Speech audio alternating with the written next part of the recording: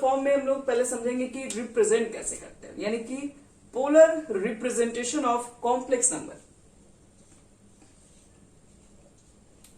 Polar representation chemistry में भी था पोलर के बारे में। Polar representation, representation of complex number. आप लोगों ने देखा होगा जैसे कि हम लोग कोऑर्डिनेट लेते हैं, ठीक है। कोऑर्डिनेट क्या लेते हैं, a, b, और इसको कहाँ रखते हैं, इस कोऑर्डिनेट को हम लोग एक एक्स एक्सिस रखते हैं, एक वाई एक्सिस लेते हैं और कहते हैं कि एक्स की वैल्यू है, एक वाई की वैल्यू, इसको क्वाड्रेंट बोलते हैं। ये सब चीजें हम लोग जानते हैं पहले से ही।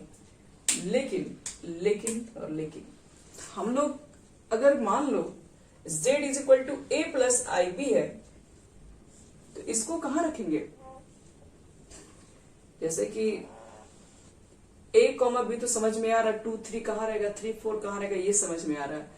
लेकिन अगर कोई कॉम्प्लेक्स नंबर का फॉर्म दिया रहे 2 + 3i, उसको कहाँ रखेंगे, तो उसके लिए ध्यान में रखिएगा, उसके लिए हम लोग एक अलग ही प्लेन बनाते हैं, ठीक है। ये जो दिख रहा है, ये एक्स एक्सिस वाई एक्सिस, ये वास्तव में वही है, बस इसके लिए बस थोड़ा सा इस प्लेन का नाम अलग है। क्या इसको बोलते हैं, जिसमें हम लोग कॉम्प्लेक्स नंबर को रिप्रेजेंट कर रहे थे, उस प्लेन को हम लोग आर्गेंट प्लेन के नाम से जानते हैं। देखो लोग, चलो ध्यान से, ये आर्गेंट प्लेन होता है जिसमें कॉम्प्लेक्स नंबर को रिप्रेजेंट करने जा रहे हैं। और आर्गेंट प्लेन बोलो या कॉम्प्लेक्स प्लेन के नाम से जानते हैं, जिसमें मान के चला जाता है कि जो a प्लस आई बी है वो x प्लस आई वाई के फॉर्म में लिखा हुआ है, जिसमें x क्या है, तो x यही आपके पास x एक्सिस को ही रिप्रेजेंट कर रहा होता है, जो कि इसको लोग रियल नंबर कहते हैं या रियल एक्सिस बोल दो। और यहां पर ये जो तुमको y एक्सिस दिख रहा है, x एक्सिस तो आज भी यही है, लेकिन ये जो तुमको y एक्सिस दिख रहा है, हाँ, इसको इमेजिनरी एक्सिस, सब कुछ सेम है, बस ये कॉम्प्लेक्स नंबर को जिस प्लेन में रिप्रेजेंट करते हैं वो आर्गेंट प्लेन होता है, इसको कॉम्प्लेक्स प्लेन भी बोलते हैं। कॉम्प्लेक्स प्लेन के अंदर या आर्गेंट प्लेन के अंदर हम लोग जो एक्स एक्सिस है उसको हम लोग रियल एक्सिस बोलते हैं, क्योंकि यहाँ पर रियल नंबर को रखते हैं। और जो वाई एक्सिस होता है वो उसको हम लोग इमेजिनरी एक्सिस बोलते हैं, जिसमें हम लोग इमेजिनरी वाले वैल्यू को पुट करते हैं। जैसे मान लो कि तुमको पुट करने के लिए दिया गया कि 3 + 4i को रिप्रेजेंट करो, कहाँ होगा, इसके अंदर। तो देखो, पहले तो कंपेयर कर लो, रियल वाले को एक्स एक्सिस पे रखेंगे और गुड, तो 1, 2, 3, 4 3 वाले पे रखेंगे, और इमेजिनरी वाला ये है 1, 2, 3, 4। पॉइंट कहाँ आपका होगा, ये वाला 3 और 4, 3 यहां पर होगा, 4 यहां पे, तो ले देखिए यहीं पे तो आएगा। और इसको कहाँ रिप्रेजेंट करोगे, -3 - 4i।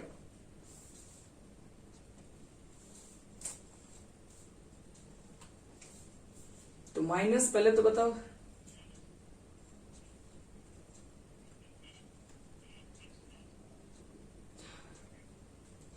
थर्ड क्वाड्रेंट बोलो, शॉर्टकट। x का मान -3, ये इमेजिनरी एक्सिस है, इसको मिलाओ इसके पास, इसको मिलाओ इसके पास, इस पॉइंट को -3, -4 बोल देंगे। आ गया बात समझ में। चलो, तो कॉम्प्लेक्स नंबर को हम लोग आर्गेंट प्लेन में कैसे रखते हैं वो चीजें समझ गए। इसमें y एक्सिस को इमेजिनरी एक्सिस कहा जाता है। अब बात करते हैं पोलर फॉर्म। किसी भी कॉम्प्लेक्स नंबर को बोले तो z is equal to x plus i y है, उसको पोलर फॉर्म में कैसे लिखे, तो कहोगे कि पोलर फॉर्म में नहीं समझ में आया, पोलर फॉर्म आएगा समझ में।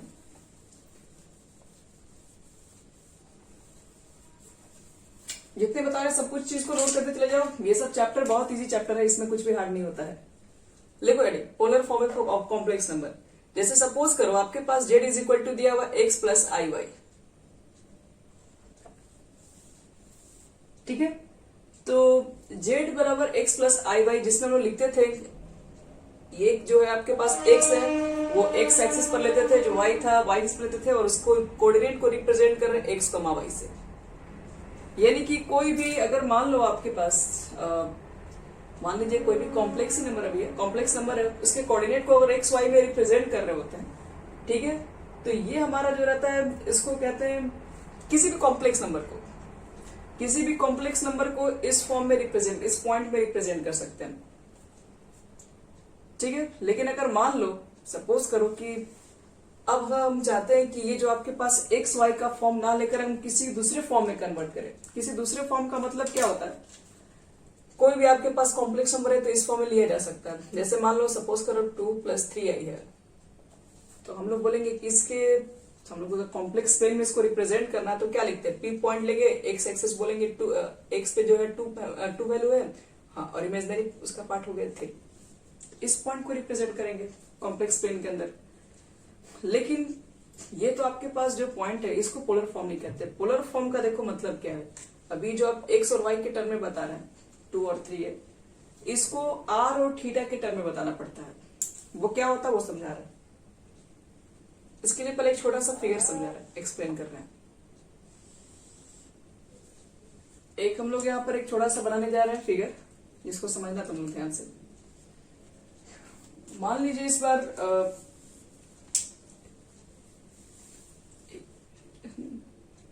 एक मिनट,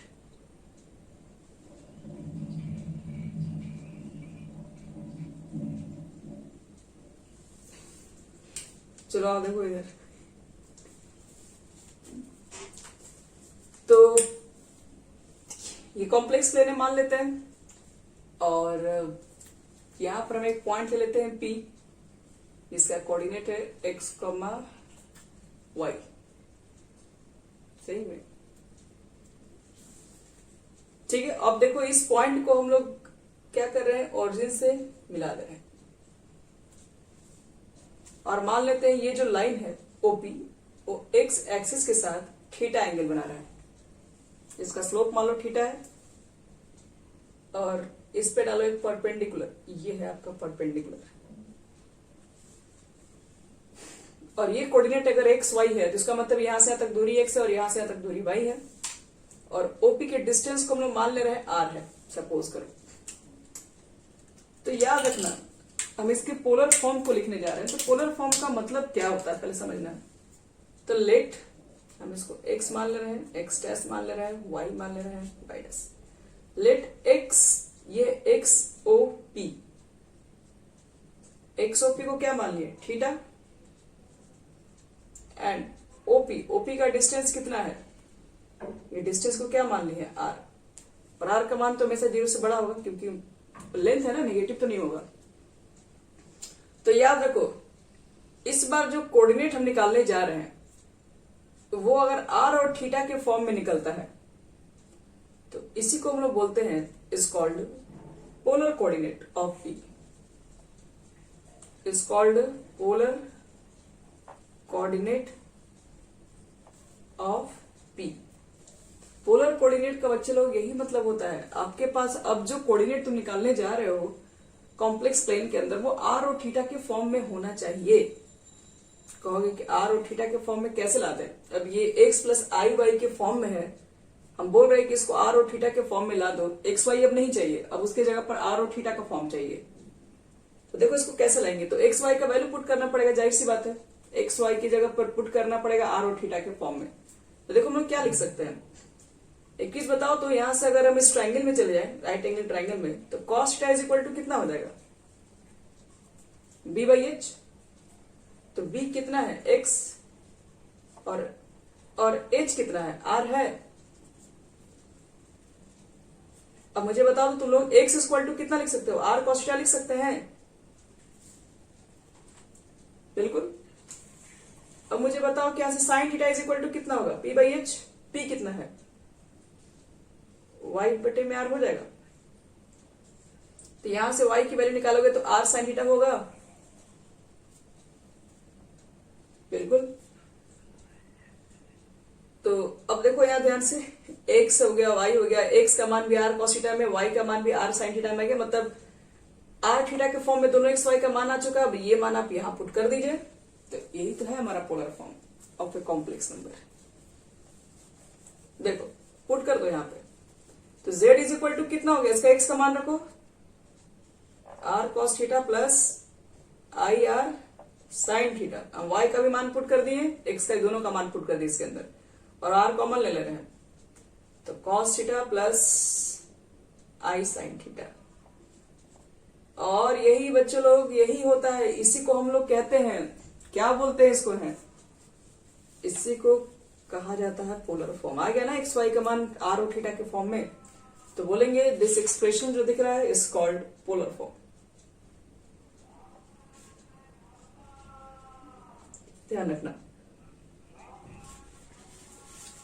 देखो आपके पास अगर कोई भी कॉम्प्लेक्स नंबर है एक्स और वाई के फॉर्म में, ठीक है, वो तो कार्टेशियन प्लेन जैसा हो गया। अगर हम वही एक्स वाई को हटाकर अगर हम उसके जगह पे आर कॉस थीटा के फॉर्म ला दें तो वो हमारा होता है पोलर फॉर्म। और इसका मतलब है कि एक्स वाई को हटा के आर कॉस, ये थीटा और आर का फॉर्म चाहिए।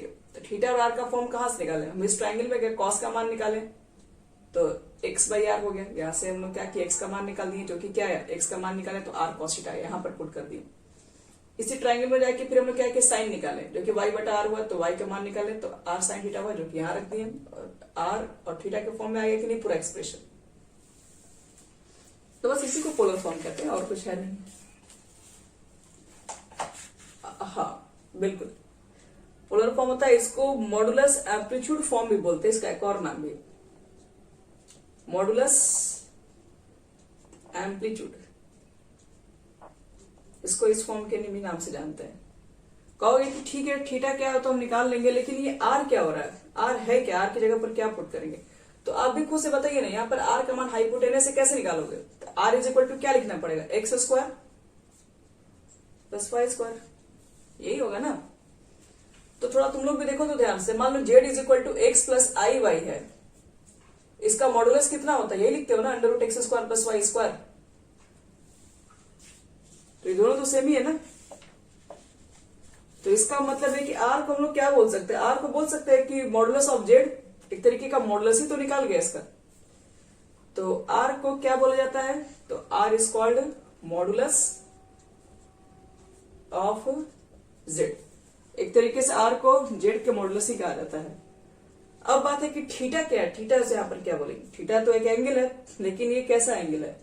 तो इसको एंगल को हम लोग बोलते हैं आर्गुमेंट, आर्गुमेंट बोलते हैं, या फिर इसको एम्पलीट्यूड बोलते हैं। और लिखते कैसे हैं? तो आर्गुमेंट ए आर तुम जी लिखो, ब्रैकेट में जेड लिखो। अगर एम्पलीट्यूड के फॉर्म में लिखना है तो ए एम पी ब्रैकेट में जेड लिखो। इसको थीटा से इंडिकेट करते हैं, ध्यान रहे। अब यहां पर भी एक कंडीशन है बच्चे लोग, थीटा का मान चाहे तो कुछ भी नहीं ले सकते हैं, थीटा का मान भी एक लिमिट में रखना है। तो थीटा का मान कहां से कहां तक रख सकते हैं वो भी आपको बता दे रहे हैं। इस थीटा की जो वैल्यू होगी वो आपके पास -π टू +π, -π और +π के बीच में होगा, और पाई के इक्वल भी हो सकता है। बस इससे ऊपर नीचे आप नहीं ले सकते वैल्यू। सब लोग यहां तक सारी बातों को नोट कर लिए? चलो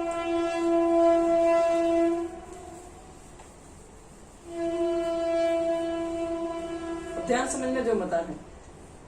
सबसे पहले हम लोग क्या होगा कि देखो आर की वैल्यू, अगर मान लो कोई क्वेश्चन अगर दिया रहेगा जेड इज इक्वल टू 3 + 4 आई है, तो हमें आर की वैल्यू निकालने में दिक्कत नहीं है, पोलर फॉर्म निकालने में। हमको थीटा का वैल्यू निकालने में दिक्कत है, क्योंकि थीटा का वैल्यू लिमिटेड जगह पर है। तो देखो थीटा का वैल्यू निकालने के लिए आपको कुछ हम मेथड बता रहे हैं, कुछ रूल्स है। रूल्स का मतलब क्या है?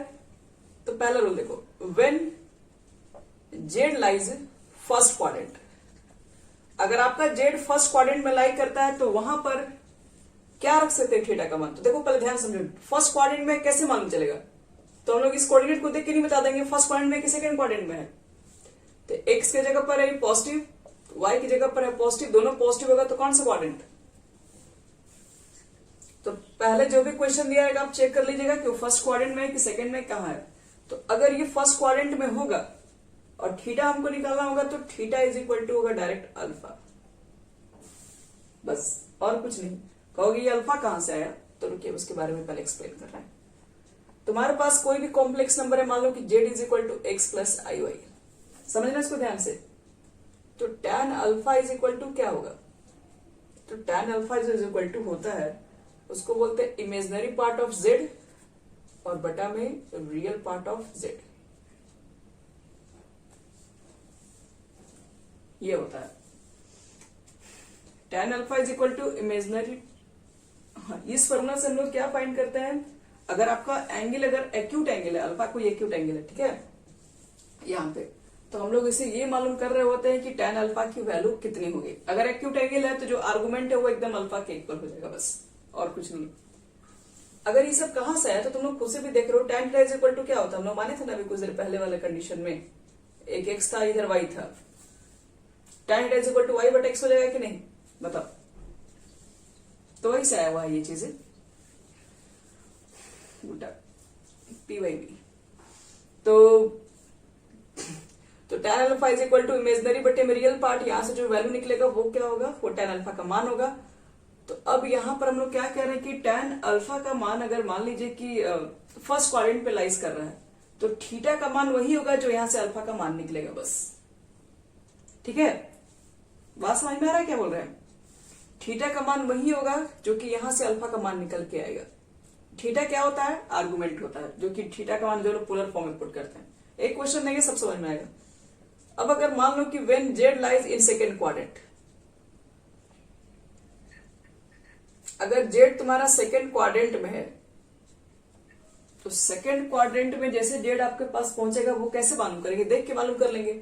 यहाँ पर एक्स नेगेटिव होगा, वाई पॉजिटिव होगा, सेकेंड क्वाड्रेंट पता चल जाएगा। तो उस कंडीशन में अगर हमको थीटा निकालना है, आर्गुमेंट निकालना है, तो सेकेंड क्वाड्रेंट में जाने के लिए हमको पाई में से क्या करना पड़ेगा, अल्फा को माइनस करना पड़ेगा। ध्यान रखना, थीटा का मान के लिए यहां से अल्फा का मान तो ऐसे निकालोगे जैसे निकल रहा है, लेकिन आंसर जब लिखोगे तो पाई में से माइनस करके लिखना होगा। अब देखो, व्हेन जेड लाइज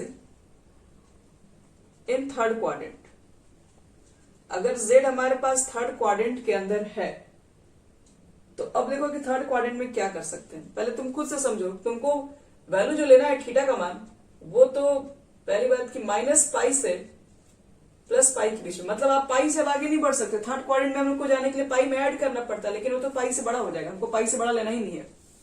तो फिर देखो क्या करेंगे, तो फिर वापस उल्टा रोटेट हो जाओ।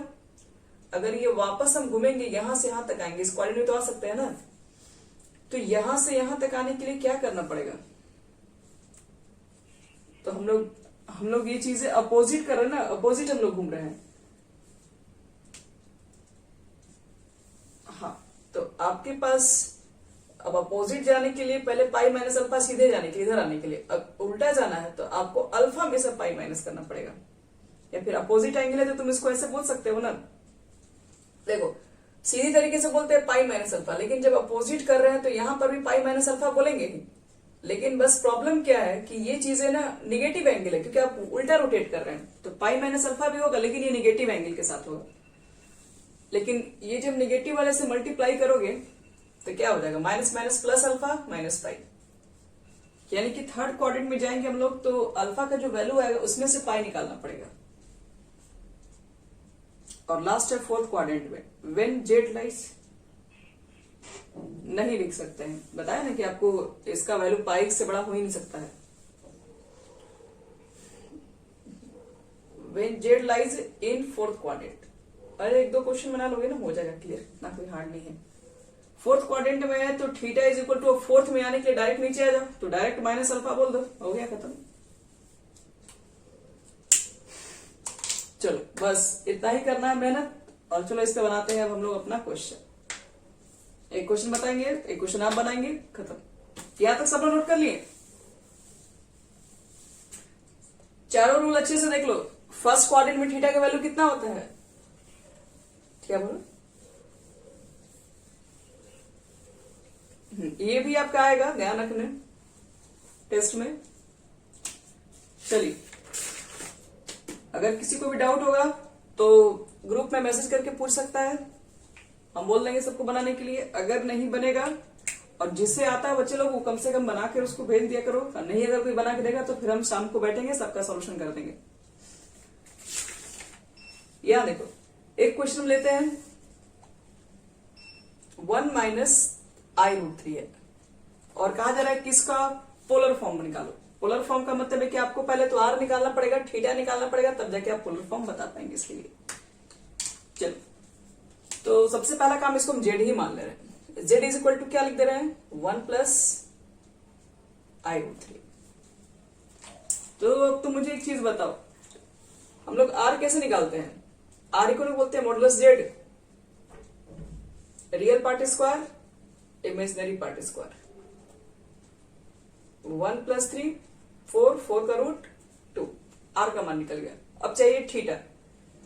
थीटा के लिए पहले हम लोग को मालूम करना पड़ेगा ना कि अल्फा को मान लेते हैं पहले एक्यूट एंगल, क्योंकि अल्फा पहले निकालना पड़ेगा, उसके बाद उससे कंपेयर होता है। तो हम लोग मान लेंगे यहां पर, तो क्या मान लेंगे, तो let alpha be the acute angle. Alpha को एक्यूट मान ले रहे, तो therefore tan alpha is equal to कितना होता है, कितना लिखवाया था अभी, imaginary part of complex number, real part of complex number. चलो, इमेजिनरी पार्ट कितना है, √3, आई के साथ √3, और रियल पार्ट कितना दिख रहा है, 1, यानी कि √3। और मॉड में √3 है, मॉड के बाहर निकलेगा पॉजिटिव वाले को, तो इसी मॉड निकाल देता है। ठीक है, यहां तक सबको समझ में आया? तो मुझे एक चीज बताओ, अल्फा कितना हुआ तब, tan में √3 कितना डिग्री का मान, 60, यानी कि π/3 लिख सकते हैं। चलो, तो अब मुझे बताना यह है कि अल्फा का मान निकल गया, लेकिन हमको तो थीटा का मान निकालना है। तो पहले मुझे एक चीज बताओ, ये जो गिवन है, जो कॉम्प्लेक्स नंबर है, वो किस क्वाड्रेंट में, क्योंकि क्वाड्रेंट डिसाइड होता है ना, उसके बाद हम लोग सेट करते हैं इसको। है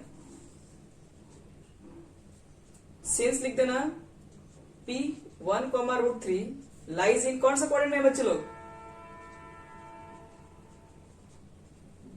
फर्स्ट क्वाड्रेंट में। दोनों वैल्यू पॉजिटिव है फर्स्ट क्वाड्रेंट में। अगर फर्स्ट क्वाड्रेंट में बताओ तो थीटा इज इक्वल टू क्या लिखवा है, यानी आर्गुमेंट क्या लिखवा है, आर्गुमेंट लिख देना, थीटा इज इक्वल टू, एक मिनट, जेड होता है और इसी को थीटा बोलते हैं, यानी अल्फा, डायरेक्ट अल्फा का मान लिख दो बस, कुछ नहीं। तो बताओ, थीटा का मान हो ही गया, आर का मान हमें मालूम चल ही गया, तो निकालना क्या, पोलर फॉर्म। चलो पोलर फॉर्म निकाल देते हैं तुरंत, मिटा दे इसको यहां तक। इसलिए पोलर फॉर्म कितना हो जाएगा, polar form of the complex number,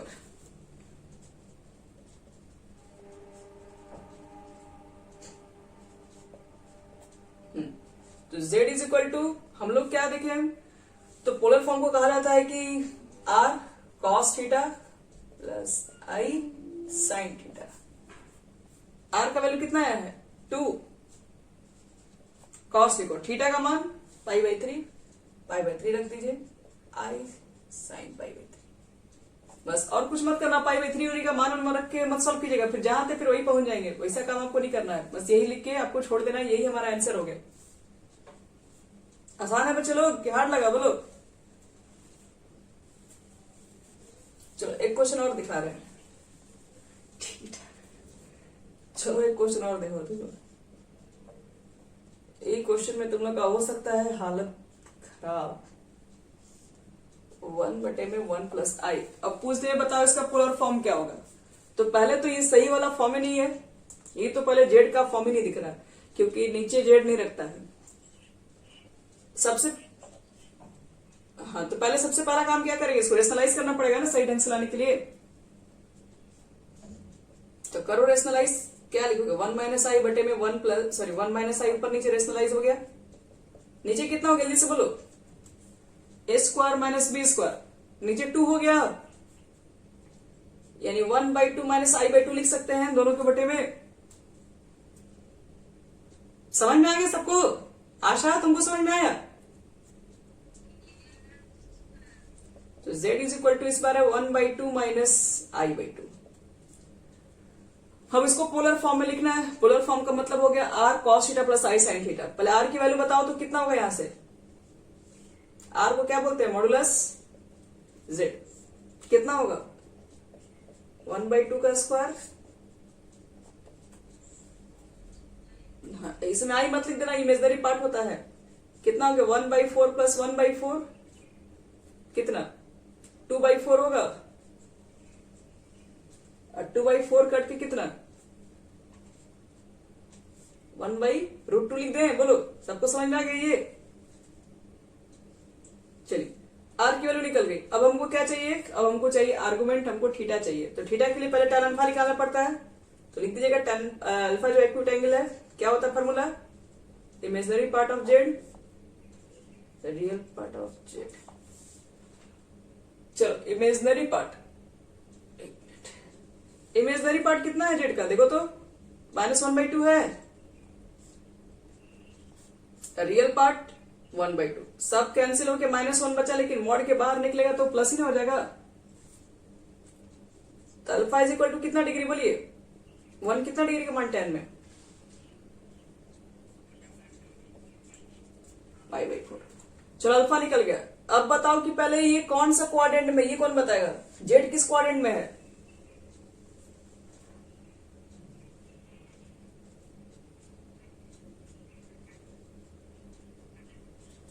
x का मान पॉजिटिव, वाई का मान निगेटिव, कौन सा क्वाड्रेंट होता है,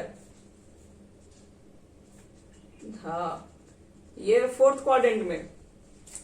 अगर ये फोर्थ क्वाड्रेंट में है तो बताओ क्या लिखवा है, थीटा आर्गुमेंट क्या लिखवा है, यानी अल्फा का जो मान है उसमें माइनस लगा दो, यानी -π/4। और फिर पोलर फॉर्म लिख दोगे कि नहीं है, polar form is equal to z is equal to क्या होता है आर कॉस थीटा। तो आर का मान पुट कर देना, आर का मान कितना आया है 1/√2, और कॉस थीटा, थीटा का मान -π/4 लिख देना, और प्लस आई साइन। समझ में आ गया ना सबको, सबको क्लियर है, किसी को डाउट नहीं इसमें है।